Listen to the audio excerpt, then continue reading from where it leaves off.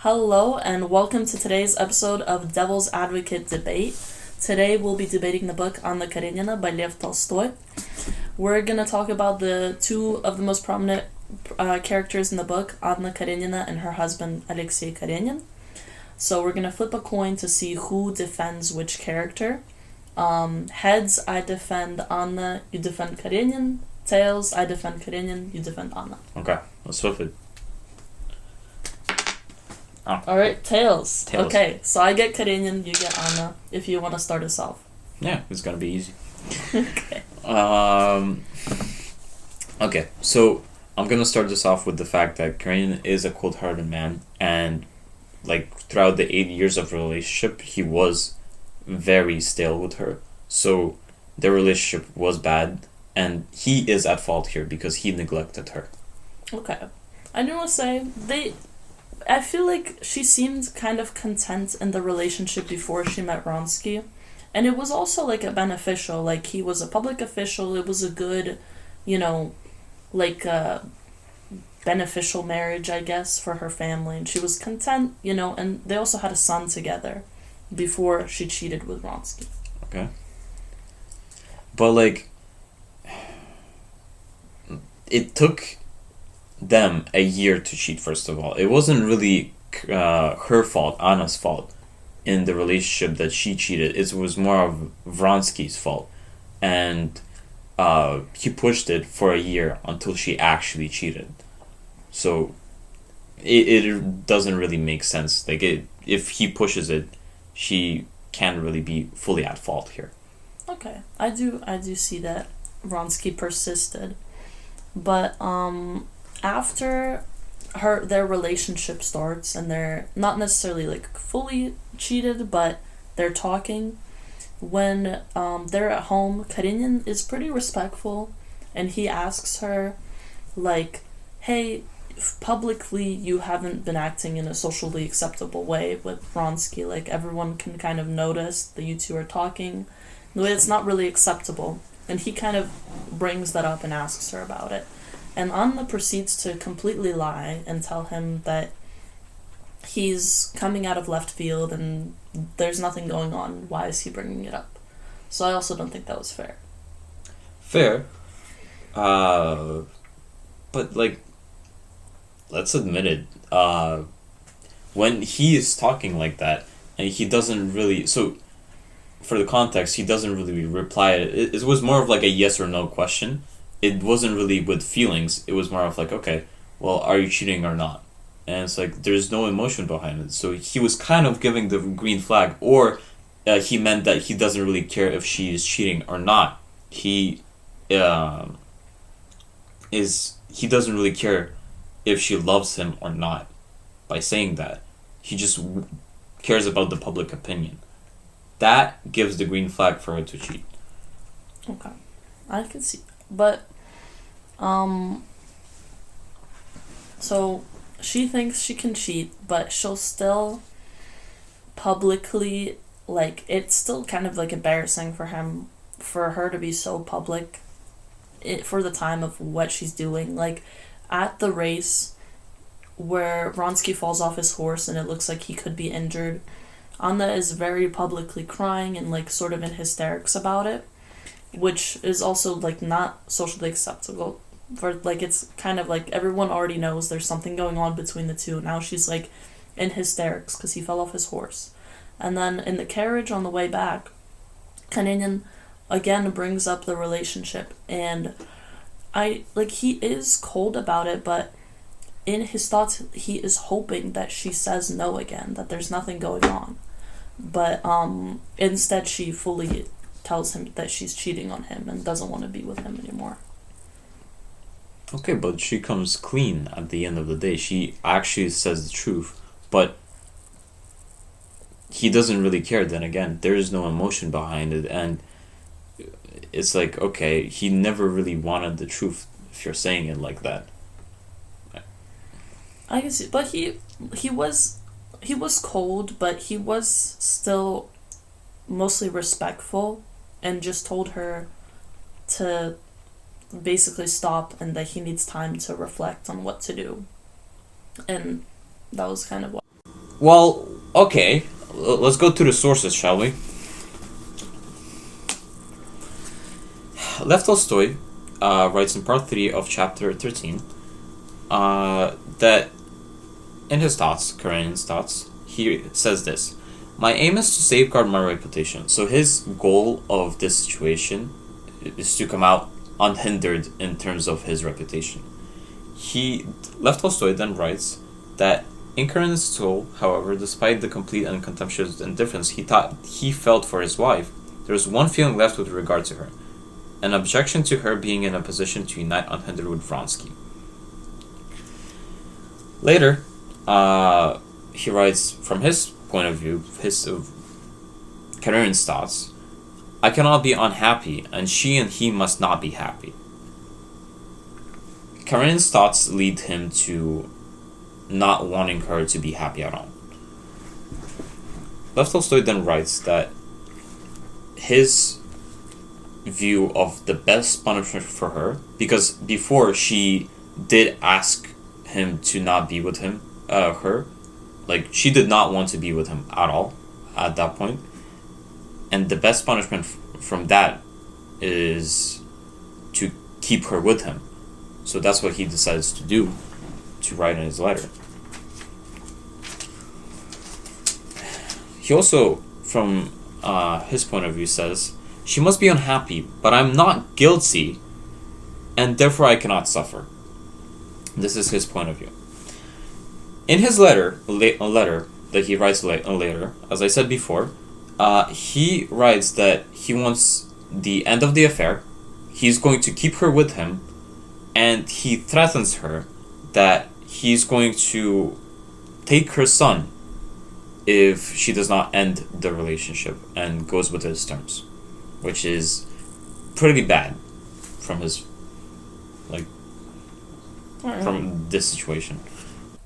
Okay, so while I agree that Karenin was pretty callous in his thoughts and his letter after Anya confessed to him, I think it's worth noting that this was right after she confessed to cheating and told him she doesn't want to be with him anymore, she wants to be with Vronsky. So it's an emotional response. But afterwards, he really does improve and soften up. Like, when Anna's in childbirth, she is near death, and Karin has a spiritual awakening. He forgives Anna and Vronsky when she asks him to.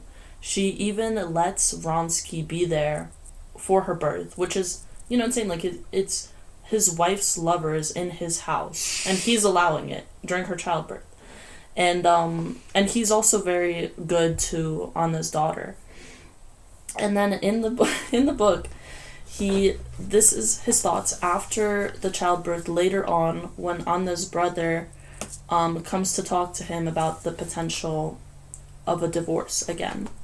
So his thoughts are, for religion would not allow him to plead guilty to a fictitious act of adultery, and still less allow his wife that he had forgiven and whom he loved to be detected in the act of disgrace.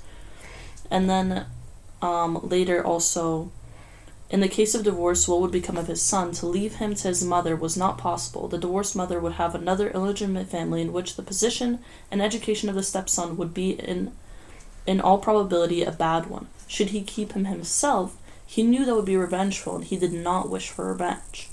So here, with the way the system worked, if he wanted a divorce where Anna would be able to have the son and remarry, he would have to lie or bribe the judges about him being the one in fault in the marriage. And he is thinking about that, and also he's truly forgiven her, and he doesn't want to be vengeful and keep the son. And then when he's talking to Stiva, he says, yes, he cried in a shrill voice, I will take the disgrace and even give up my son, but had we not better let it alone? However, do as you like. So he does agree to divorce despite all of his thoughts about how it might not be a good idea. He's still thinking of Anna, and he agrees to it. And then, when Anna's talking about this with Vronsky, she says, Stiva says he will agree to anything, but I cannot accept his generosity. So, even though Karenin agreed to all of this, he agreed to divorce, to pretend that he was the one cheating, and to give up to his son to Anna, she doesn't accept this divorce. Like, she doesn't accept it because it's too generous. And he agreed to. But like, you say that like he agrees to everything, right? But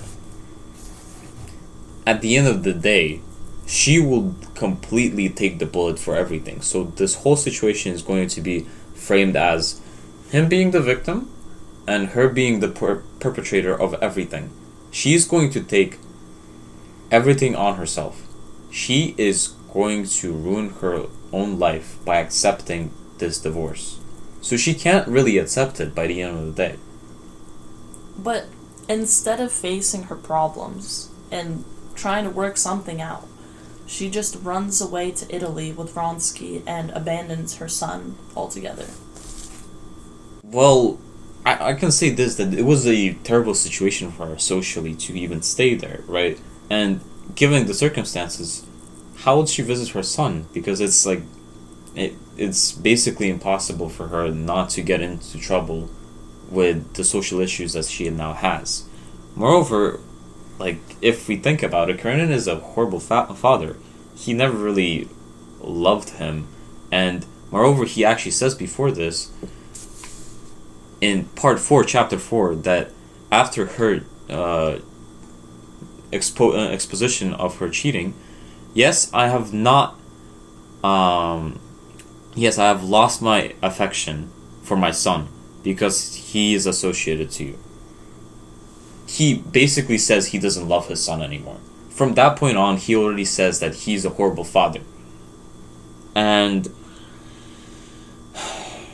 he even starts some relationship with Lydia Ivanovna and lets her say to Seryoja that Anna died. That's messed up. That's fair. But, okay, what I have to say to that, though, is that Seryoja never believed that Anna actually died from Lydia Ivanovna telling him that. So he didn't really experience any harm from that. But what he did experience harm from was Anna visiting him, and basically she broke into Karenin's house to visit him, knowing that she'd probably never be able to see him again, and it was a super emotionally charged thing, and that caused him to have a psychotic break after that. So him being told that she was dead, he didn't really, like, yes, it was messed up, but, you know, he actually wasn't affected by it. What he was affected by was Anna selfishly visiting him, knowing that she'd never be able to see him again, and that had a terrible effect on his mental health. Well, it's just motherly instinct to miss her son. I think it's very natural for her to actually feel that, okay, I want to, like, I'm missing my son. She birthed him, so it's very natural for her to actually want to meet him. And even though that happened, she didn't really expect that. Also, Karenin, I'm gonna say this. This is the worst part of him. That is that he goes back on his divorce. He goes back on his word. And why would he do that? In the sense that, like, he already said that he is okay with the divorce. And then he goes to say no. Well, first, the divorce kind of went against his religious beliefs. And also, since the time that he agreed to the divorce, she went to Italy and did a bunch of stuff. Like, time has passed, and he kind of changed his mind. And also, this divorce would make it so he's never able to get married again. And this isn't really explicitly mentioned in the book, but I think that maybe he's thinking of, oh, maybe now there's a possibility of him getting married in the future, and now he wouldn't be able to if he agreed to this divorce. Because he started his relations with Ivanovna. As I see it, he doesn't really care. Because, like, later on, in part 7, he says he finally decides, okay, well, by a random French guy that is mumbling French and mumbling gibberish, he says, "Qu'il sorte," and by those words, he decides, you know what? I'm going to finally decide this is like the final decision that I am not going to divorce you. He found a not a solid reason to decide this. He found an excuse to decide this. He doesn't. He just did it because a random French man said it. That's not reasonable. Okay. I don't have many more arguments to say, but I just want to close out by saying that I do think that Karenina does care about Anna.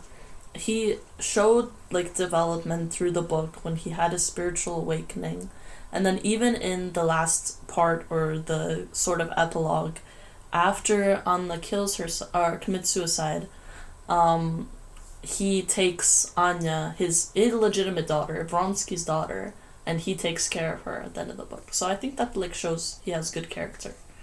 Okay, well, overall. I guess there's nothing else to say, so we're gonna stop there, stop beating the dead horse here, and hey guys, this is it. If we change your opinions, or do you want to like say something, leave it in the comments.